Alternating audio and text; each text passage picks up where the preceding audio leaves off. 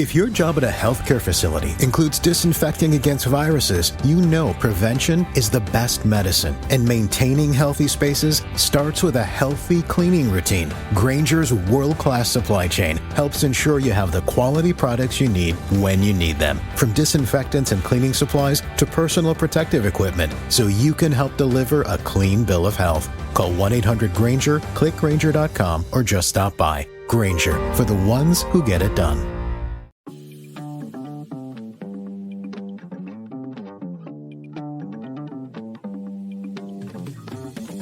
Welcome back, everyone. This is Julie. This is Two Non-Critics and a Cat, and I'm here with a very precocious situation of cables with my sisters, Martina. How are you, Marty?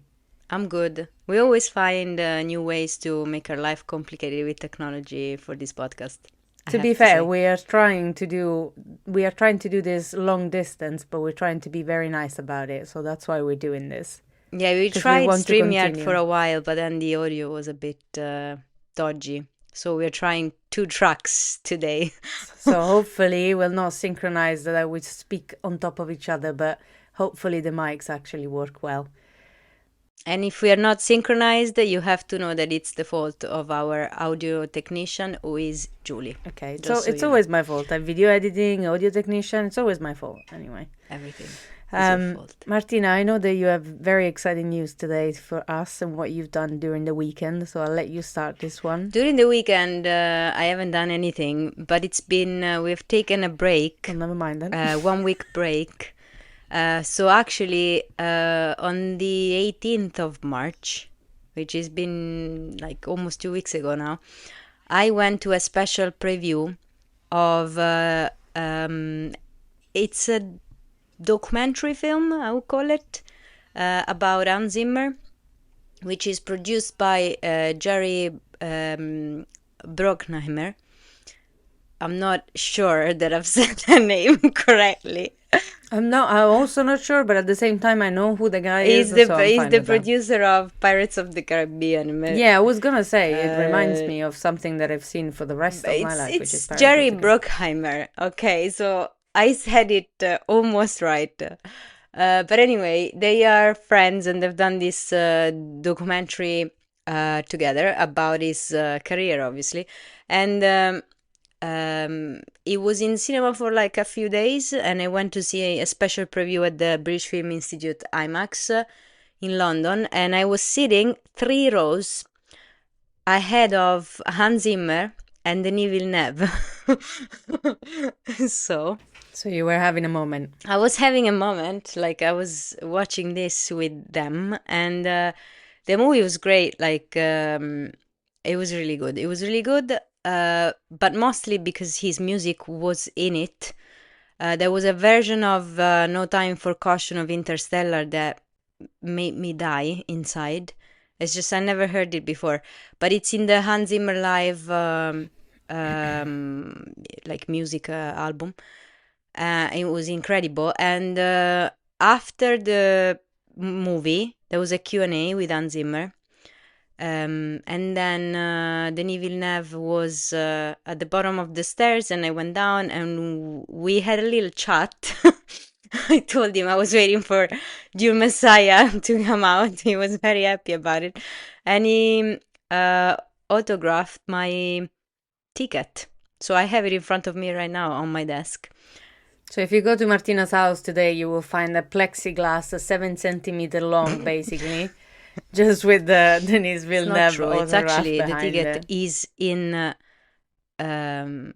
what is it? It's like safe. A pedestal with a cactus, which is kind of hilarious. It's a picture basically. Yes, it's like a picture holder. So that was great. It was absolutely great. And my love for Hans Zimmer is infinite, and I think he's one of the best composers of all times. It's funny how I didn't come with you this time, because I could have shown my tattoo to Denis Villeneuve. We were shocked he was there. It was a surprise. He wasn't supposed to be there, to be honest. So I have a Dune tattoo on my arm, so that is the opening line of Dune, and I thought it was I'm very affectionate to that phrase, so I had it tattooed on my arm. I rewatched it, by the way, because this week I bought not this week, 2 weeks ago or something, I bought an Apple TV 4K. because I have a TV 4K, so I didn't, I thought it was the case that I would match the two, so I could watch movies in 4K. And I watched Doom Part 2 in 4K, 10 HDR, And whatever. it's just like me getting new glasses, basically. 4K HDR. It was impressive, as usual. That's very good. I'm glad. I'm So glad you had that's a my lovely special day. event. Yes. I'm glad you had a lovely week. I worked, and that's it. That's why I took about 2 weeks off of the podcast, but we're back. And Federica's in Italy now, so It's true. which Yes. is funny It's just we the two of us. we uploaded a new logo, and then she immediately disappeared, and she went on holiday. Basically, she went home. She's been on every single episode, but the one after the we second uploaded. after the new logo. Yeah, Yes, it's hilarious. absolutely. Yeah. So what are we talking about this week? There is a lot to talk about, but it's not a single topic.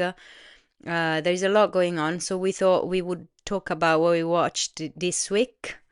So for me, I will talk about Adolescence, Mufasa, and Number One on the Call Sheet, which is an Apple TV Plus documentary, which I really loved. So I wanted to talk about it. And then I wanted to talk about the Odyssey a little bit, because we have seen more and more pictures. We are starting to understand who is doing what as well. And also there was some trash TV from the local Italian television, because they landed in Favignana, which is a little island in Sicily. So an island in the island. An island in the island. So it was hilarious. So that's what I am talking about today. What are you talking about today, Julie?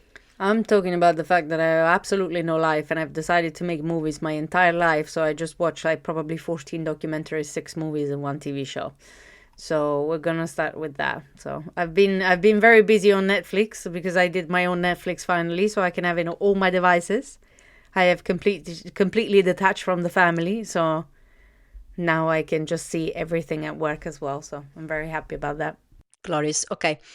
What are we starting with?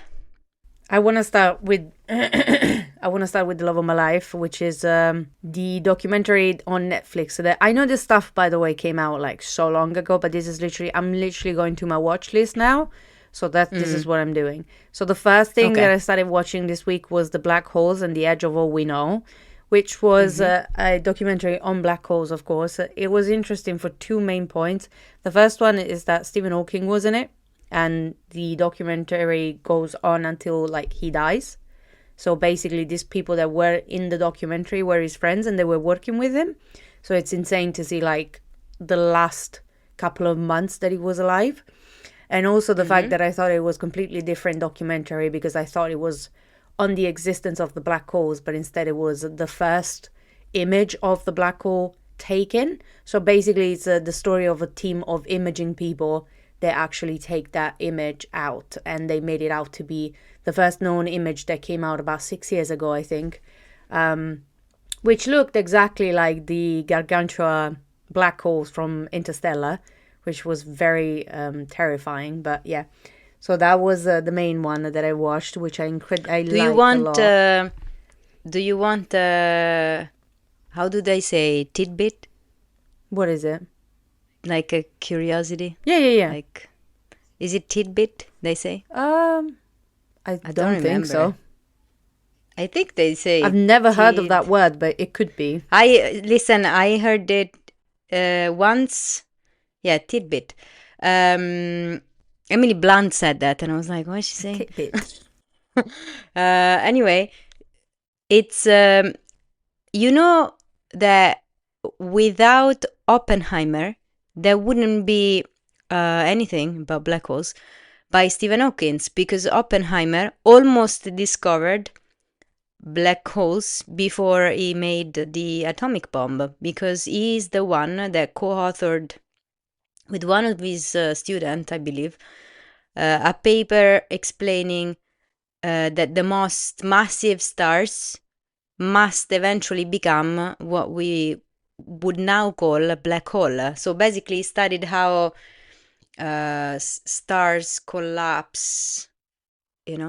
die. How they die. They Yeah. collapse and then they die. Yeah, you're correct. Yes. Technically, they do both. So basically, yes, without his studies on stars dying, and there wouldn't be anything known about black holes. No, that is very true. And that was the exciting part, is the fact that there was just a team of imaging working alongside Stephen Hawking. If you don't know, me and my sister, we are incredibly in love with, for some reason, Science. physics, science, anything that regards to that. So I think I was 17 years old when I read A Brief History of Time by Stephen Hawking, and it was ridiculous because in Italy it wasn't really put upon you to actually read this kind of books. And that book is not a story. It's actually quite complicated. So I had to pick it up a few years after because of my English, of course. But it was a beautiful read. So I was very excited to see this documentary that was there for so long, honestly. But yes, I did not know that. So thank you very much, Martin. You're very welcome. The next thing that I watched, I'm going to make it brief because I've generally watched so many things. The next thing I watched, which are pretty much the same kind of story, was the documentary on the systematic oppression of the American prisons on black people, which is the 13th, which I know it came out forever ago, but I just watched it. And then I watched All Day and a Night, which is basically the story of a young man that tries not to do the same mistakes as his dad. And it's kind of related to, of course, the whole system oppression that actually sends them to jail. And it was incredibly moving, and I cried a lot. And I remember seeing the trailer for this movie. It's called All Day and a Night. I remember putting this trailer of this movie in my recommendation, and then I just left it there, and I knew for sure that I was going to love it, and I actually did. So I was very excited. You recommend, these are 3 documentaries, right? Yes. Black Hole, The Edge of All We Know, the 13th, which came out around the Black Lives Matter movement. I think it came out exactly at that point. And then the third one is actually, the All Day and a Night is a movie, it's not a documentary. Okay. But I have a third documentary, which it's very much recommended. Again, very old, but it's called Chasing Corals, and I think that you've seen that one. Which one?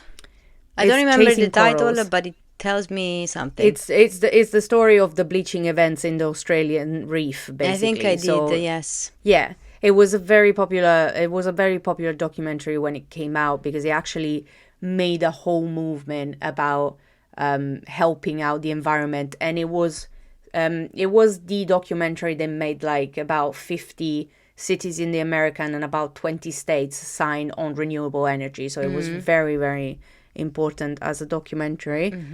So I've seen that as well. As movies, I have seen The Conference, which is You're doing too much. You're doing too much. Wait.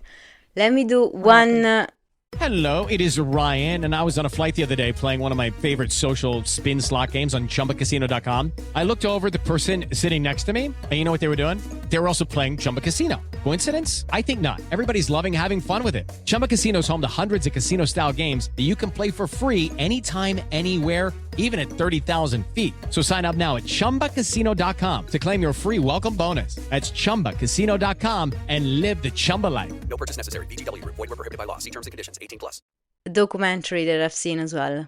So Okay, I want to fine. tie it to yours. I was going on to movies. So. No, let me interject. So I watched also a documentary about black people, and it's called The Number One on the Call Sheet.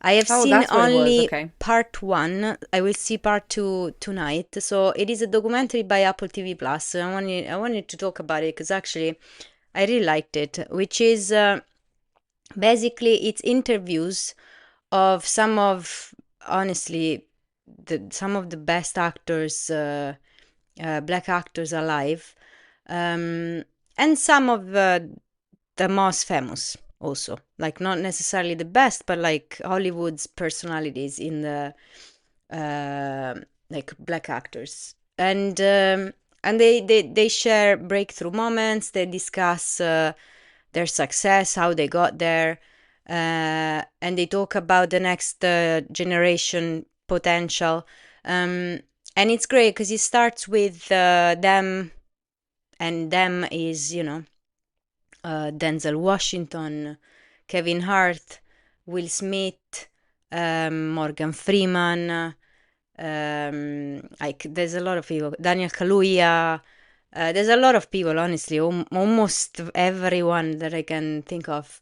Apart from Colman Domingo, actually, I was sad that he wasn't there because I think he's one of the best actors out there. He's one of the, but I think he's one of the newest. Yeah. But anyway, they started talking about Sidney Poitier, who I love and who's a black legend in acting, and a legend in general in acting. And then they obviously go through. Eddie Murphy is in the documentary. They go through the phases of acting. So when Sidney Poitier started, obviously it was incredibly hard. There was segregation, and so they talk about how history evolved as well.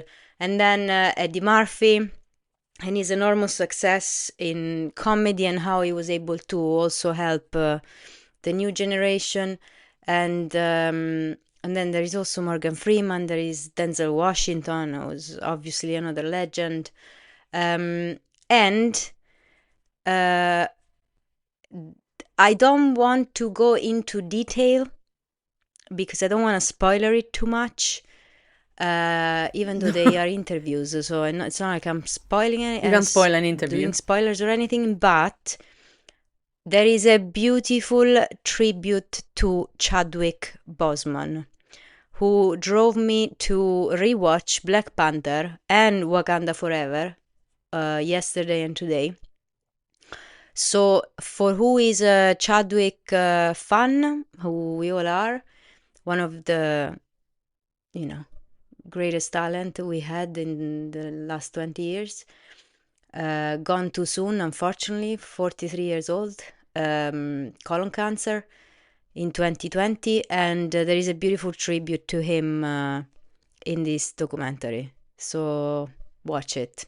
That's very good. That's a very good recommendation. I'm glad you did. I'm glad you did interrupt me for that recommendation. Yes, it's actually really good. And tonight I will watch the second part, which is about the black women in acting. So it's called number one on the call sheet because the number one on the call sheet, technically in a production, is the most important person. The number one on the call sheet. On the set. Okay, so I don't know, for Oppenheimer, the number one on the call sheet would most likely be most of the times Cillian Murphy. While for Interstellar would be Matthew McConaughey. For Interstellar, Matthew McConaughey, exactly. So number one on the call sheet is when basically you go from being 34 because you are a cameo or a secondary whatever to number one, which is when you made it. Yeah, which is when you made it. That's why it's called like that.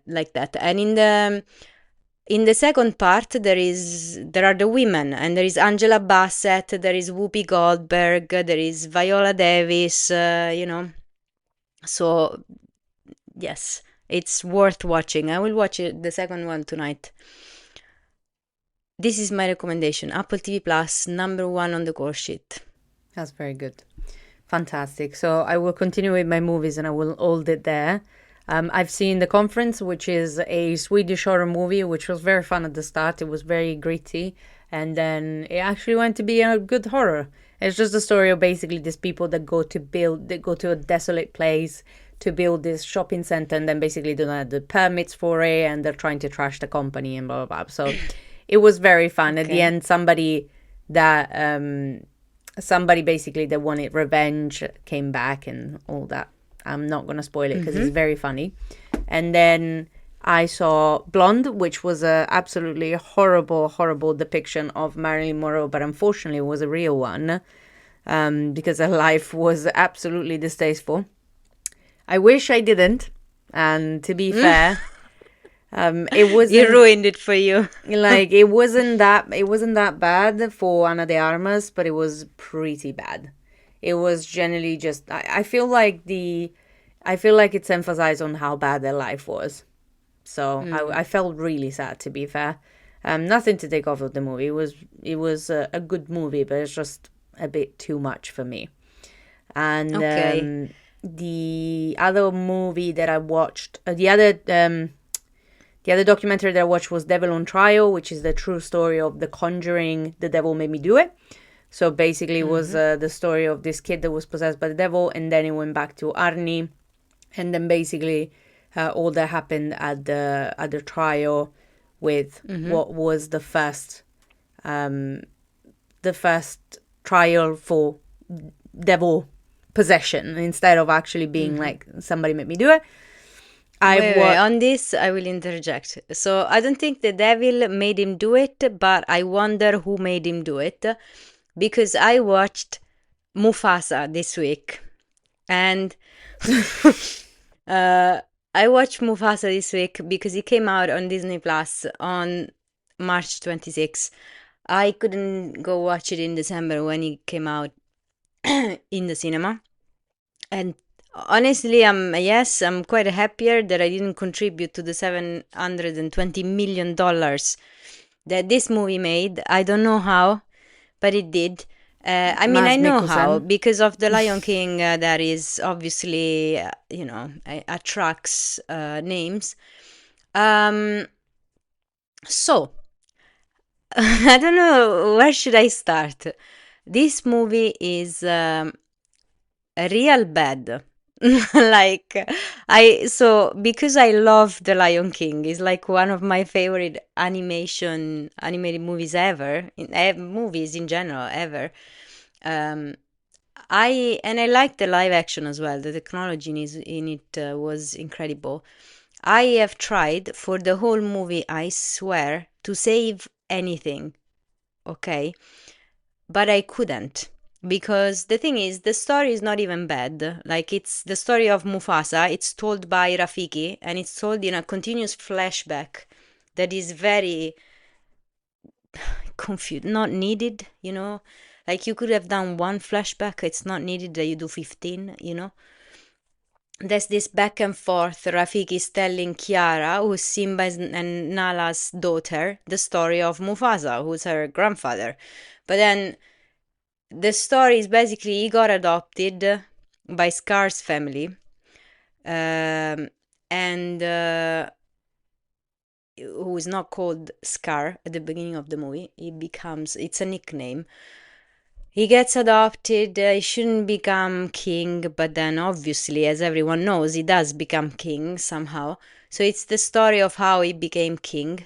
It's written really badly, like really badly. It's I understand that you might say animation is for kids, but it's not been for kids for a long time. Like, it's not been only for kids for a long time. Like, Inside Out or whatever, they're not movies only for kids. Animation is seen by everyone now.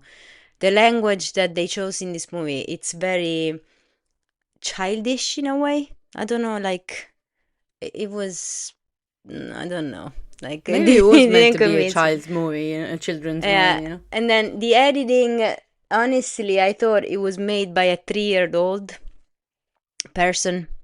Like, you used to edit like that when you were 3 years old, probably. On iMovie?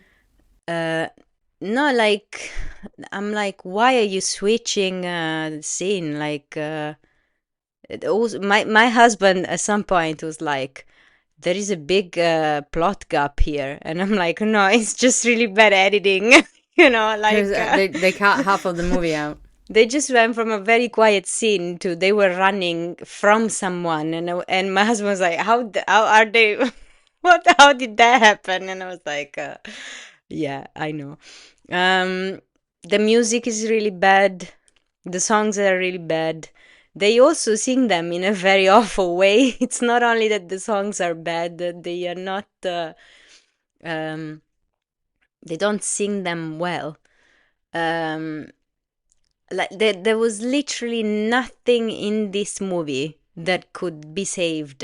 Like, because it's written in that childish way, by the time that the epic moment of everyone joining together and fighting evil, whatever, comes, I was laughing. I was like, that's not believable, like, you have written it for a child until now, and now you want to do Aragorn in The Lord of the Rings. I was like, no, I'm sorry. It doesn't work like that. I'm not sold. I was not sold. So, I was a bit disappointed, I have to say. Step into the world of power, loyalty, and luck. I'm gonna make him an offer he can't refuse. With family, cannolis, and spins mean everything. Now, you wanna get mixed up in the family business. Introducing The Godfather at ChumbaCasino.com. Test your luck in the shadowy world of The Godfather slot. Someday, I will call upon you to do a service for me. Play The Godfather now at ChumbaCasino.com. Welcome to the family. No purchase necessary. VGW Group. Void where prohibited by law. 21 plus. Terms and conditions apply. I would never rewatch it, and I don't say that of many movies, you know that.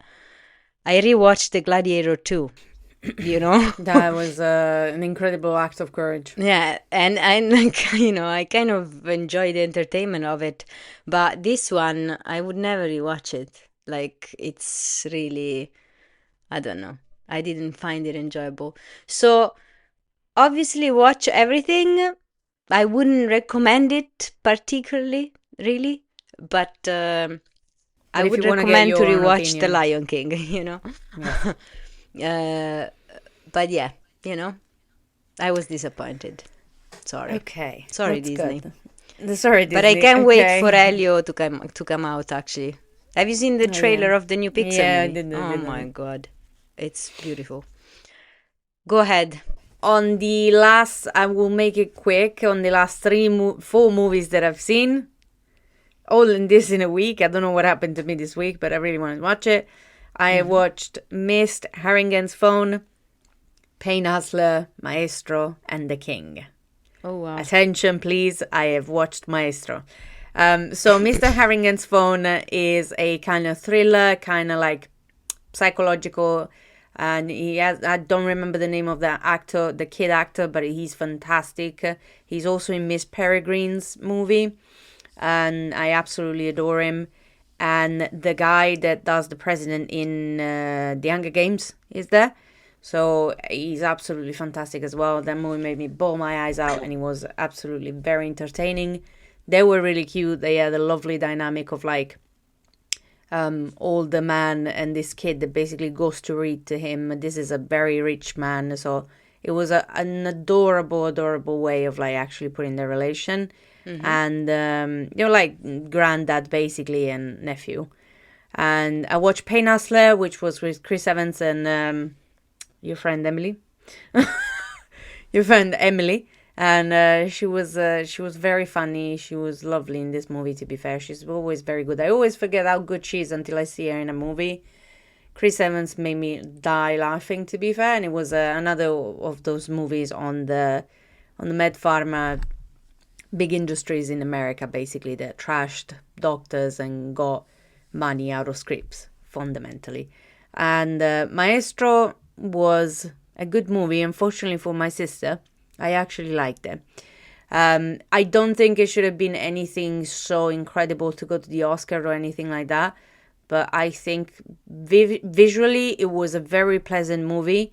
It was like the scenes were lovely. The speech that they were like, the way they were talking, it was enchanting. Carey Mulligan is very good. Bradley Cooper was just Bradley Cooper playing Bradley Cooper, unfortunately, but That's he what was I also thought very as good. well. I didn't say that the movie was bad. I just said No, the Bradley movie is Cooper was actually, I playing- really enjoyed it. I actually really enjoyed it. It took me, like, it glued me to the screen for like 2 hours and a half, and it's a very long movie as well. And it was just so pleasing to the Okay, so eyes, and you the fact actually that they have liked like it. the Yeah, fact yeah. that they have like different shots in black and white, and like there's some shots that look like from Call Me by Your Name in the old Italy. You know, it was very beautiful to watch. I did not expect that, honestly. He's a good director, by the way. He should just stop Yeah. acting in his own movies. Yeah, He's not that's a what I bad was actor thinking. either, but it's That's- just he shouldn't act in his own movies. I think he's trying to do directed by me, written by me, starred by me, which it takes too much. He tried to do a Sean Baker, thin. basically. He spreads himself too thin, which Yeah, I I think is doing a great performance. But at the same time, you could have done so much more if you weren't directing, or you could have directed so much Yeah, more if you also, weren't to me, it acting. doesn't work because it's an imitation. It's just like, it's the same reason why it didn't work for me, Chalamet doing Bob Dylan. I don't like imitation. I like interpretation. I mean, Otherwise, the I think it actor, was an what is he imitation. doing there? You know what I mean? I think it was a full imitation, and to be fair, it was a pretty good imitation, but at the same time, he didn't add anything. To be fair, I wouldn't want to add anything to a character like that. Also shine the light on the fact there was a raging bisexual, which was very funny to me because I had no idea. And the love story that he had with his companion, which was, his name was Oppenheim, was very cute. I'm gonna be honest. I actually rooted for them for a moment, and then I realized that it was the 60s. And yeah, apart from that, the last one that I watched today was The King, which it made me think of how much I actually like Timothée Chalamet when he does these roles, because he's very much more powerful than when he does Willy Wonka, for example. I will give you all a backstage exchange between Julie and Feds on The King. Feds said, yeah, The King is a little heavy. And Julie said, well, yeah, after 20 minutes, I thought I watched 3 hours and 40 minutes. Yeah, that's how it felt. So when a movie feels like that, it's no good. That's what I'm saying, because Maestro was like very long. It was probably longer than The King, and it did not feel like that. The King, after 20 minutes, I thought I was watching it for about an hour and a half. I'm not joking. And I love Timothée Chalamet in the movie. There's also a lot of people from House of the Dragons. There's a lot of actors from House of the Dragons and Game of Thrones, so they're really good in those roles. But the movie was so long and so heavy, and there was so much talking. Like, it's generally a 5% action. Anything else is just them talking and talking and talking and talking. So unfortunately, I didn't like it, but at least I wanted to watch it. I did like Timothy's interpretation, but yes, this has been my week. Oh my God, that was so now, long. I left the best for last, which is number 1 on IMDb list of popularity at the moment. I watched Adolescence, which is a Netflix limited series. It's 4 episodes, 50 minutes to an hour each. Remind yourself not to spoil it, because I will kill you, because I want to watch it. It's 50 minutes to an hour each episodes, and it is the story of a 13-year-old accused of the murder of a classmate, and Adolescence goes through the process from when he's accused to the rest that happens. It's created by Stephen Graham, whom I knew from Peaky Blinders, and who is also in the movie Peaky Blinders, and he's doing this show on Disney Plus called 1,000 Blows, and Jack Thorne. And so all I want to say, well, I want to say a lot of things, but mostly I want to say, remember this name, Owen Cooper, the boy that plays the main character, like the boy accused of murder, is incredible. It's his first time acting. He wasn't in acting school before either. It is just wow, like some raw talent. Is incredible, especially in episode 3. My God, I was quite shocked. The whole thing is incredible. It's shot in one sequence. It's a one-shot sequence, which means that they used one camera that follows the action. Like, you are literally going through the whole thing with one camera. There is no cut. Do you understand? No editing. No cut. I very much understand. It's incredible. I'm very excited. I think I'll watch it tonight. How to be fair. seamless that is. It's unbelievable. Like, they get to a certain quarter of the shoulder and they switch the character. Basically, the camera is following one character and it switches from a shoulder to another.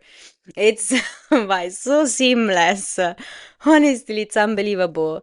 There is one scene that the camera goes with a drone and it goes from a place to another. That I've seen. Oh my God, like, it's shocking. I've seen the breakdown of the scenes. It is shocking, and because of that, there are a lot of moments that are dead moments. and therefore you're living it through the actors. And the acting ensemble is magnificent. So the first episode is more concentrated on the detective in charge of the case, and it's obviously, when he gets arrested. So mostly it shows the detectives. The camera follows the detectives and what they go through and so on, and the shock of the family, obviously. And then the second episode, forgive me if I say it not exactly, maybe it's not all the second episode, maybe it's part of the first, whatever, but I watched it all at once because it was incredible. So I might mix some stuff, but still, I think the second episode is the school. So his classmates and the teachers, and this obsession of these kids with phones, with being with phones, with social media, with being accepted, with being popular, with being liked, okay? And which basically it's what this is about. It's about social media. I don't think it's about masculinity. It is also about masculinity, but it's not about that. It's about social media and the impact that they have on teenagers. Their obsession with being accepted, with being liked, with being popular. So something that is said over social media has a massive impact on these kids. In this case, he's a boy, so he shows the side of that hits boys in particular. But I wouldn't describe it as about masculinity or toxic masculinity, whatever. It's social media. That's what it is about. And it's about, what this family goes through because of that. And so it shows the school and how these kids are obsessed with that. And then in the third episode, it shows him with the therapist. That episode... Hello, it is Ryan, and we could all use an extra bright spot in our day, couldn't we? Just to make up for things like sitting in traffic, doing the dishes, counting your steps, all the mundane stuff. That is why I'm such a big fan of Chumba Casino. Chumba Casino has all your favorite social casino-style games that you can play for free anytime, anywhere with daily bonuses. That should brighten your day a little. Actually, a lot. So sign up now at ChumbaCasino.com. That's ChumbaCasino.com. No purchase necessary. VGW Group. Void where prohibited by law. See terms and conditions. 18+. He is incredible. Like, oh my God, there is such a switch. I'm like, wow. And then the fourth episode is about the family. He's not even in the fourth episode, almost. I think he's not in the fourth. No, he's not. He's only by sound. There is a phone call. But he's not in the fourth episode. His family is his mother, his sister, his father. His father is played by Stephen Graham, who is absolutely majestic. Honestly, he froze me, he transfixed me, and he made me cry sobbing at some point. I know that there's a lot of people that sobbed during this TV show, so I'm very excited to see it. Listen, I don't have kids. I think I'll watch it tonight. But you should. I don't have kids, but I was imagining to have, if I had a kid, I would feel dead. Because the thing is, he's left wondering. I don't want to spoil it too much, but like, okay, yeah, there is so much that you think about as a parent when something like that happens. Like, could have I done more?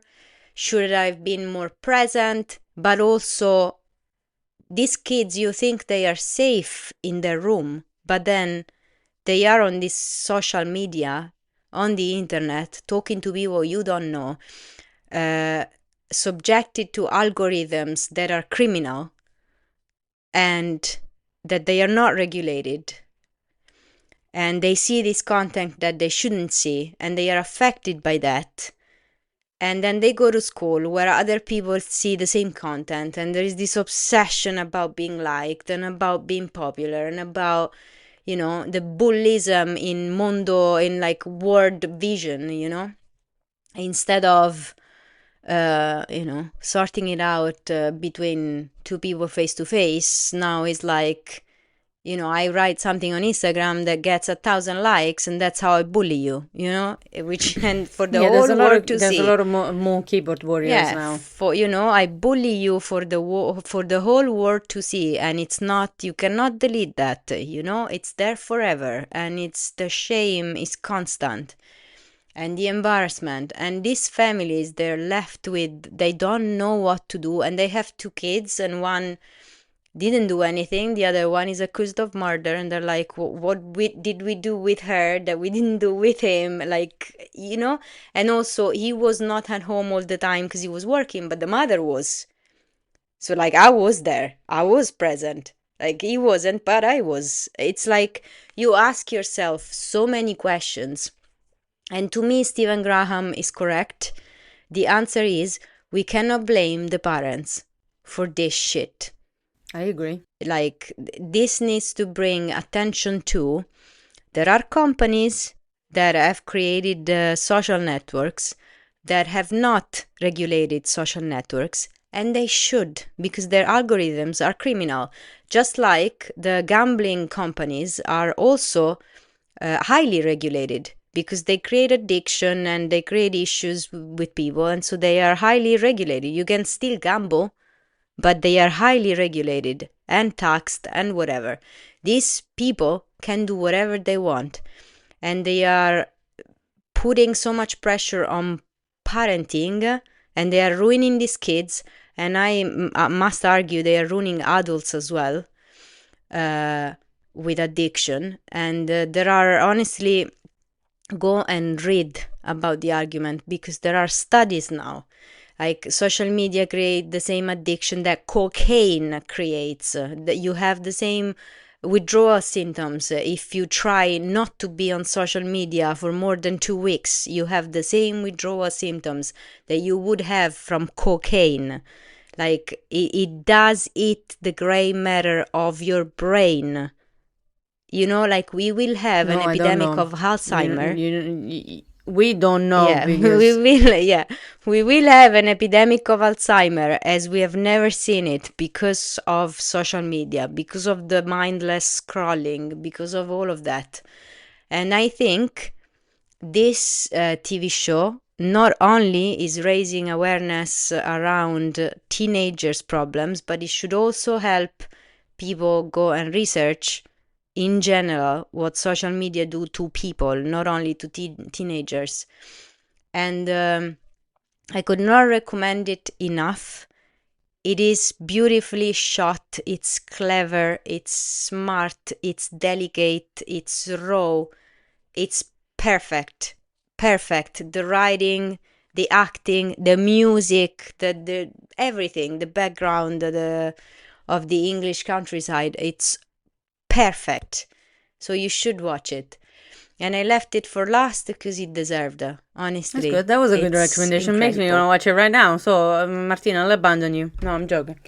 You should. Well, we are done, I guess, for today.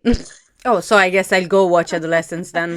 Okay, yes. No, that was a very good episode. Yeah, I'm glad that we got to see so many things. And I'm also glad that there are a little bit more risky themes that are going brought up into TV, yes. Because we shouldn't lay our weapons down just because it's something like we do it as well. We're recording on our phones and we live far away from our family. So sometimes the phone comes in handy, but there is no reason for a block of metal to make you depend on itself. Yep. So do remember that outside is beautiful. There's sun outside. Go hug a tree.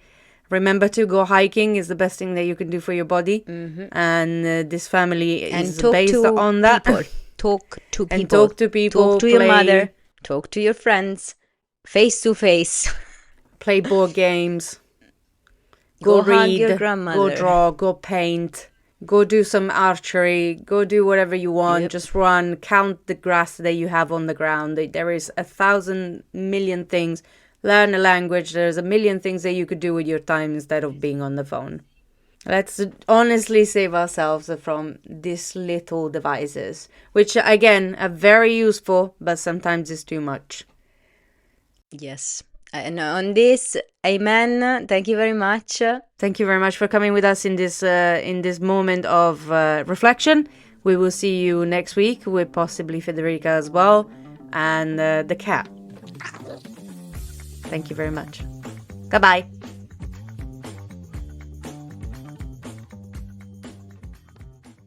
It is Ryan Seacrest here. There was a recent social media trend which consisted of flying on a plane with no music, no movies, no entertainment. But a better trend would be going to ChumbaCasino.com. It's like having a mini social casino in your pocket. Chumba Casino has over 100 online casino-style games, all absolutely free. It's the most fun you can have online and on a plane. So grab your free welcome bonus now at ChumbaCasino.com. Sponsored by Chumba Casino. No purchase